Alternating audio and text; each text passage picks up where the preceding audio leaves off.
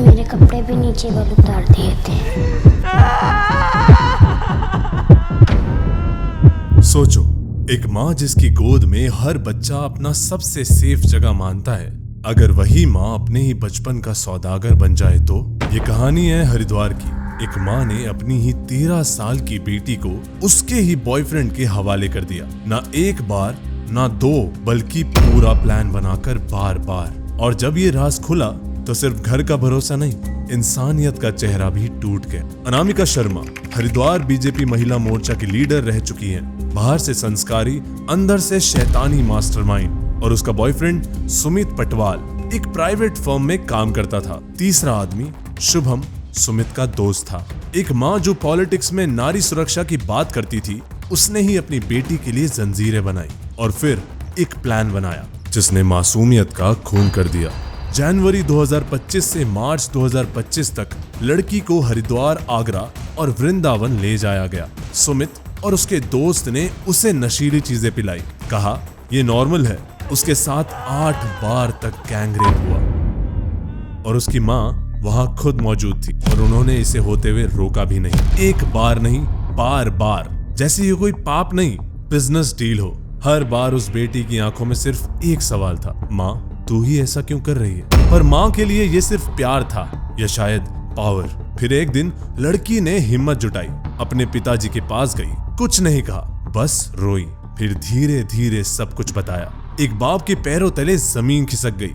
उसने तुरंत police station में कंप्लेन दर्ज कराई। लड़की का मेडिकल टेस्ट हुआ और मेडिकल टेस्ट ने कंफर्म किया कि उसके साथ सेक्सुअल असॉल्ट हुआ था। इसके बाद सीधा FIR फाइल होती है और कल्प्रिट्स पर पॉक्सो, गैंगरेप और इंटिमिडेशन के चार्जेस लगते हैं। लेकिन उस दिन सिर्फ एक कंप्लेन नहीं लिखी गई, उस दिन एक माँ की मूर्ति टूट गई। अनामिका और सुमित को हरिद्वार के एक होटल से अरेस्ट किया गया। शुभम को बाद में पकड़ा गया जब वो सिटी से भागने की कोशिश कर रहा था। पुलिस ने केस एविडेंस से भर दिया था। Victim statement, medical proof, travel data. BJP ने तुरंत अनामिका शर्मा से पल्ला झाड़ लिया, कह दिया कि वो एक्टिव लीडर नहीं थी। पर सवाल उठता है कि क्या सिस्टम इतना अंधा था कि 3 महीने तक कोई कुछ नहीं समझा?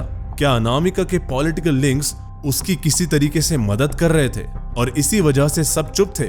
क्या सुमित सिर्फ बॉयफ्रेंड था या इसके पीछे कोई और मोटिव भी था? क्या वीडियोस भी बनाए गए थे? क्या किसी ने इसकी रिपोर्ट पहले भी करने की कोशिश की? और फिर आता है सबसे बड़ा सवाल, क्या सिर्फ अरेस्ट से इंसाफ होगा?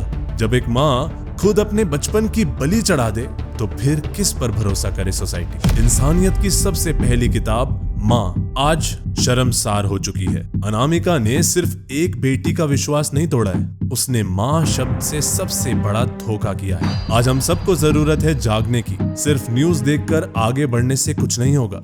कमेंट करो #JusticeForHer। इस वीडियो को शेयर करो ताकि हर माँ समझे कि प्यार के नाम पर बेटी का सौदा करना पाप नहीं, जहर है। और याद रखना, जब घर के अंदर ही दुश्मन हो तो दरवाजे बंद करने से कुछ नहीं होता। इन्हें पहचान कर, समझ कर रोकना होगा। आज नहीं तो कब?